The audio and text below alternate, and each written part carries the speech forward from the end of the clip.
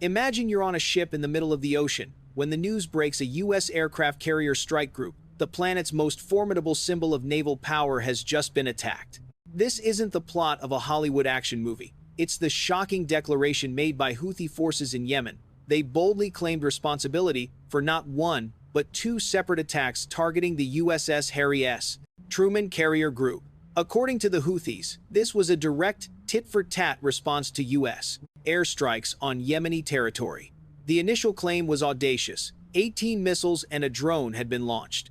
Within 24 hours, they followed up, asserting a second wave of attacks had been carried out. The news sent a shockwave across the globe, leaving the world holding its breath. Attacking a U.S.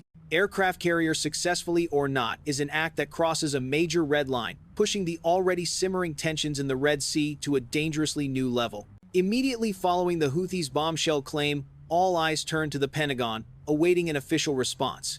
However, the U.S. side remained tight-lipped about whether the Truman was actually targeted. Instead, an unnamed official offered a different version of events to the media. According to this source, the Houthis did indeed act. They launched 11 drones and at least one missile, but the outcome was a far cry from what the Houthis claimed. The official asserted that the majority of the drones were swatted from the sky by U.S. Navy and Air Force fighter jets long before they could approach their target. And the missile, it reportedly fell harmlessly into the sea miles away.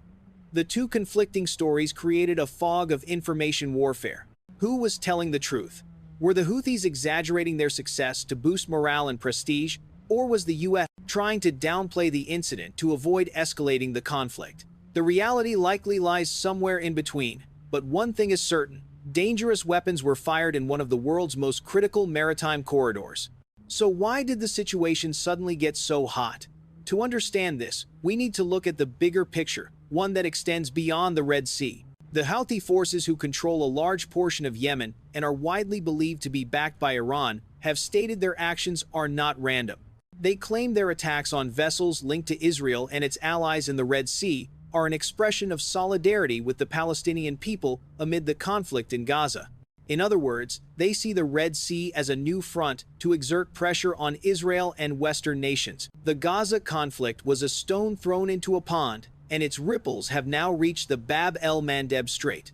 This is no longer a simple confrontation between the U.S. and the Houthis. It's a reflection of a complex regional conflict with multiple players and deep-seated religious and political tensions that have been festering for decades. Every missile launched from Yemen carries a heavy political message.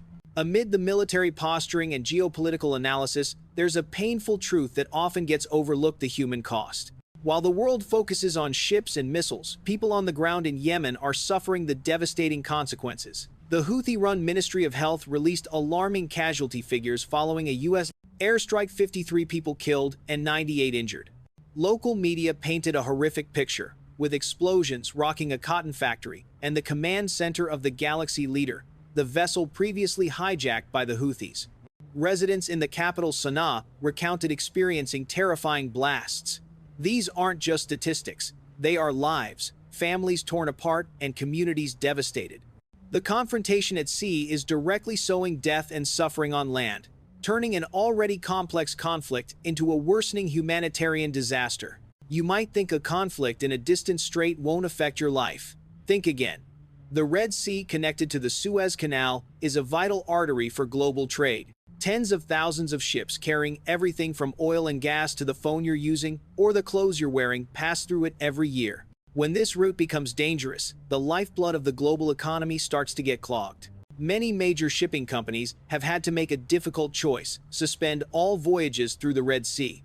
Instead, they are forced to take a much longer detour around the Cape of Good Hope at the southern tip of Africa. This journey is longer, takes more time, an extra 1014 days, and consumes a massive amount of fuel. This spike in costs won't be absorbed by the shipping companies alone. Ultimately, it will be passed on to consumers, that means us, through higher prices for goods and longer delivery times. An attack in Yemen can make an item in Europe or America more expensive. That is the butterfly effect in a globalized world. The showdown in the Red Sea is not just a war of weapons, but also a war of words and stern warnings. The U.S. has adopted an incredibly tough stance. Former President Donald Trump once issued a blunt threat, promising to use overwhelmingly lethal force and warning that all hell will break loose on the Houthis. At the same time, he sent a clear message to Iran, demanding it cease its support for the group. Meanwhile, Iran's foreign minister condemned the U.S. airstrikes, and the Houthis themselves have vowed to meet escalation with escalation. In the middle of this war of words, the United Nations has repeatedly called for restraint, but the voice of peace seems to be drowned out by the roar of jet engines and threats. Israel, a primary target of the Houthis, has also placed its air force on the highest state of alert. A high-stakes geopolitical chess match is being played, and every move could have unforeseen consequences. So, what happens next? The Red Sea is at a crossroads, and its future is deeply uncertain. On one side are the efforts by the US and its allies to restore order and ensure maritime security. On the other is the Houthis' determination to continue what they see as a righteous campaign.